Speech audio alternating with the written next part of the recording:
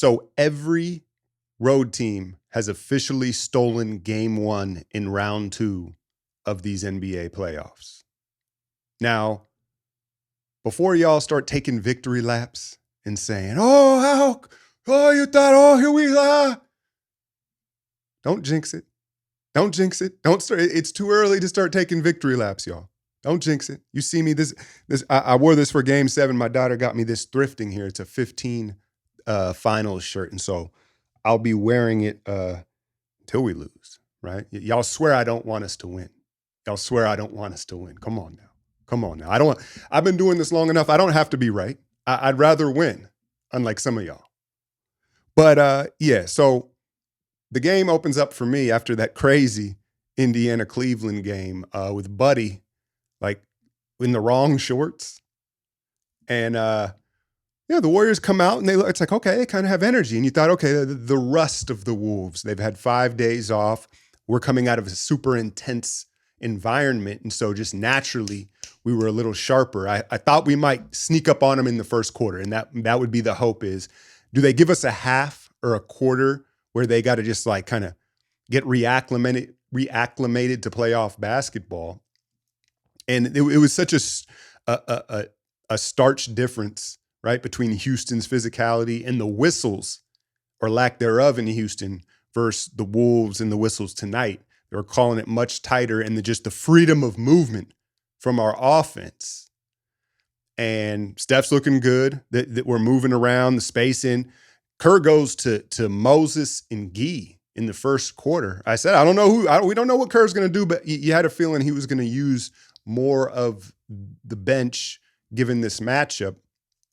Gee was gun shy. He passed up about 2 or 3 shots, and Moses, I'm not saying not continue to give him little opportunities here and there, but he's in a really bad slump at the wrong time, right? Second quarter, what are we up about double digits? It's coming a little too easy. Again, you thought that the Wolves might have a little rust, and you see Steph grab that left hamstring. And, someone on Twitter got mad at me. They were like, "Why you always got to say something so negative?" I was like, "I know what that is. I know what that look is. I know that. I felt it plenty of times." And so Steph, early second quarter, heads to the locker room, and if you know, you know. Most people are like, "Oh, that's the hammy." Damn. Right? And to be honest, I can't even give you as much X's and O's as I typically do, because from that point on, at least in the first half, I don't know about you, but I was kind of like distracted. It was like, here it is. And it's the taxing on the body, because Steph, it's one thing for certain players in this league that maybe aren't really professional on and off the court. And you say, did they warm up right? Were they hydrated? And all these different little elements that can lead to something like that. Well, Steph is so prepared all the time, his regiments, that it's fatigue. I don't want to call it fatigue, but right, it's the wear and tear of this gauntlet that he's been on. Now, the positives. It didn't look like it bit him.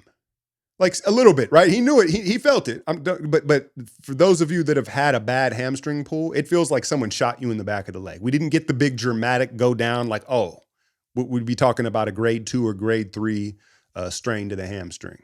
And then Steph, at his age and how in tune he is with his body, I'm hoping that he knew, okay, I can't push through this. Because he went down, up and down the court once or twice, but he immediately signaled to Kerr in the bench, right? And again, with his experience, knowing, okay, if I push through this, I'm done for the playoffs.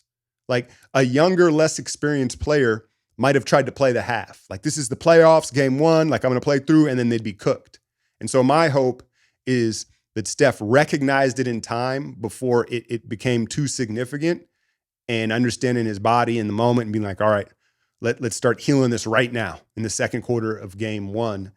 And all I can say is, again, everyone's body is different, and Steph it does so much more, is asked so much more of his body than you or I, just normal civilians, right? But I've had minor pulls where within 48 hours after icing it and resting it, you can feel it a little bit. And that's the tricky thing with the hamstring, is you don't know when it's going to bite you.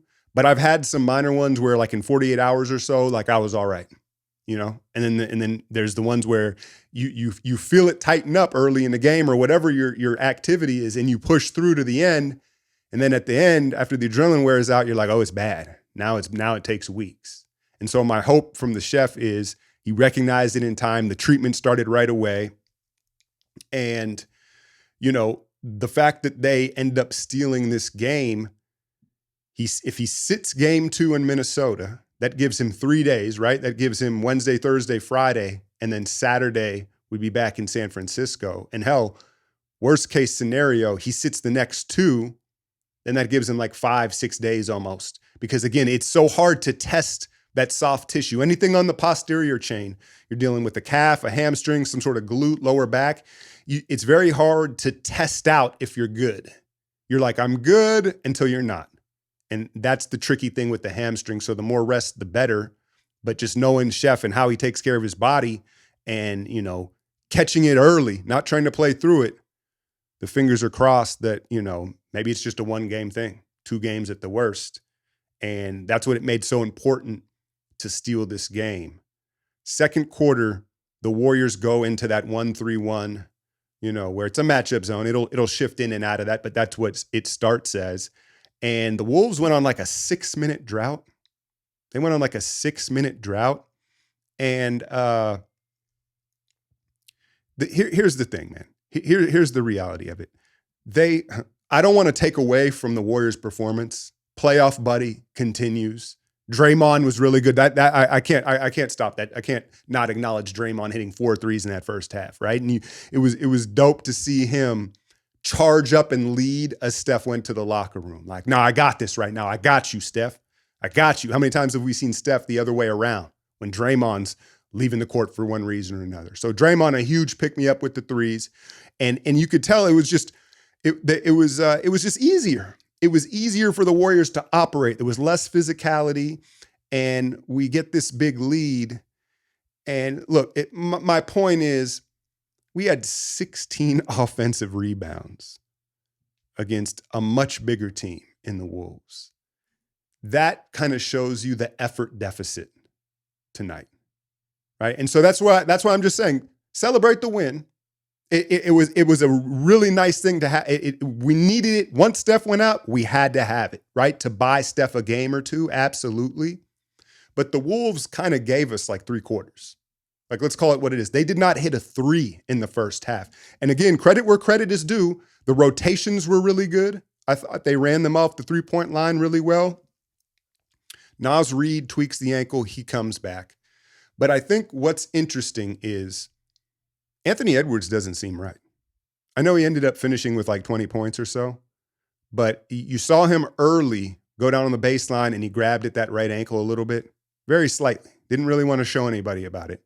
And I'm watching him get downhill and he's avoiding contact. Big sidestep Euros. And towards the end there, he got a little more aggressive with it. And so I'm watching. And what I'm seeing is Ant doesn't really want to land or come down on that right ankle. That he's favoring something on that right leg. And so send him left. That's what I would say. And what I'm also in pointing out is that, he had a bad shooting night in that closeout game against the Lakers. And now with 5 days rest, he's still nursing whatever he's nursing, and the Wolves just kind of hey, you got to take it. We're due a little bit of luck. We're due one of these games. And again, I don't want to take away anything from the Warriors' performance. We were solid, but let's be clear here. That's not what this Wolves team is going to look like the rest of this series. If they do, hey, I'm for it.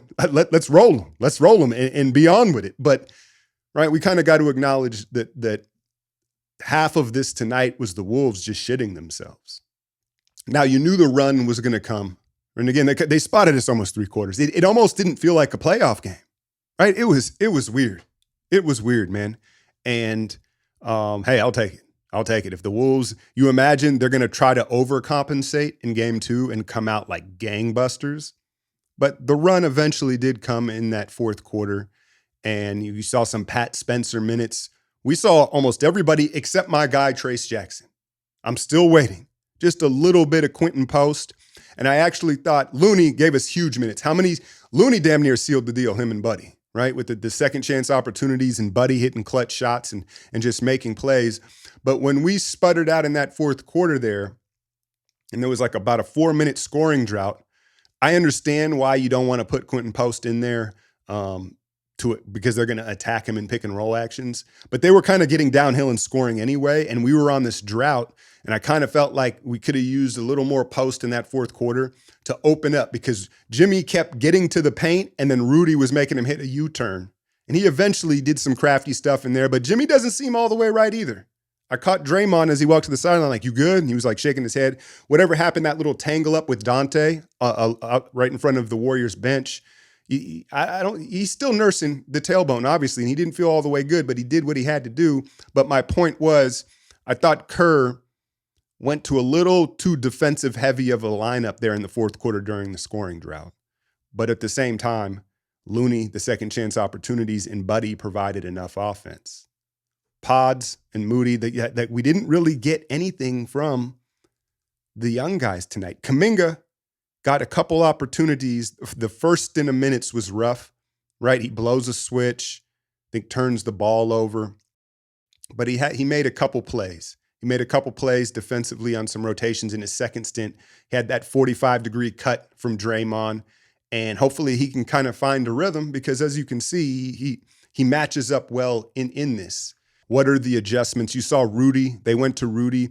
The thing with Rudy is he'll have like these quarters where, unless you're the Lakers and you just let him dominate for the whole game, but he's so clumsy in his hand. He might not even have hands. He has like flippers, right? And so it's like, I don't know how much they can rely on that. We kind of played him off the floor. What will the counter be for Finch? Nickeil Alexander was an abomination for them tonight. And again, I'll look at the tape and I'll have a full breakdown. I was kind of distracted, just thinking big picture while Steph was out and how the game was kind of anticlimactic, right? There was only like an intense one quarter of basketball, but Nickeil Alexander is the guy that I would circle that Finch may cut back his minutes if he's going to perform like that in that game one. But their entire team, look, they're kind of feast or famine from three. So would they hit like 2 or 3 threes the entire game? There'll be a game in this series where they hit 18 or 20 of them, and then they're going to go cold again. But I liked the execution of running them off the line. And then Randall, they just played soft. Again, I'm not trying to shit on our guys' performance, but both Randall and Ant, I was expecting to see them trying to go through guys' chests in the paint. And they were sidestepping, shooting floaters, kicking it out to loose kick-out passes where we could rotate. And so, again, I thought we executed pretty well. But, again, let's not kid ourselves. Half of this was how shitty the Wolves played. Take it how you could get it. Game 1, we steal it on the road, and now it's just about Steph's recovery and how many games does he miss. If you're asking me, I kind of gave you my diagnosis of what I think's going on. I definitely think he's going to miss game 2.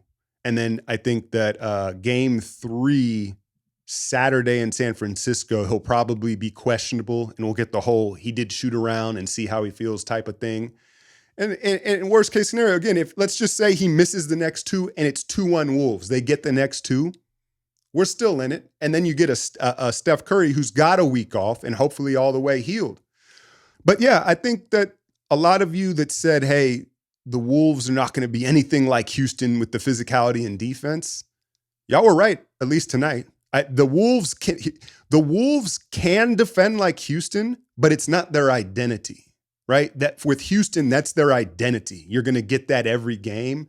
The Wolves, it's far less consistent because they also can rely on getting hot from 3. They can get prolific from 3. So it goes back and forth. I expect them to look like a completely different team when it will be at Thursday in game 2. And, you hang around and try to steal another one. I mean, the way these second rounds are going, did you see this Cleveland-Indiana finish? Cleveland's cooked. I feel bad for Donovan Mitchell. I do, because he is, subjectively speaking, in my mind, minute for minute in the league, maybe the most spectacular player. Like, you turn on Donovan Mitchell and you watch 5 minutes and you're going to see like 3 or 4, you're like, oh, oh, like he causes stank face, right? With the things he does, he gives them damn near a 50 piece and then they blow that, right? And so they're I don't see them recovering from that because all the injuries and stuff like that. I'll tell you one thing, as these Giannis rumors start to build up and his interest, you know who could give them the most fair trade? It's the Cavs. Now, I'm not saying Giannis would green light going to Cleveland, but Evan Mobley and some pieces. You say, here, Milwaukee, here's Evan Mobley. And then you give Donovan Mitchell Giannis. Hey, keep him out east. If we ain't going to get him, keep him out east. But yeah, man, the Walking Dead Warriors pull it out. And I feel like in a way, it was a gift, but sometimes that's how it works. You need a little bit of luck through these playoffs. Bad luck with Steph, and then good luck with the Wolves shitting themselves. And so it evens out. Full breakdown in the morning. Link will be in the description. As always, hit that like, share, and subscribe. I'm out, y'all.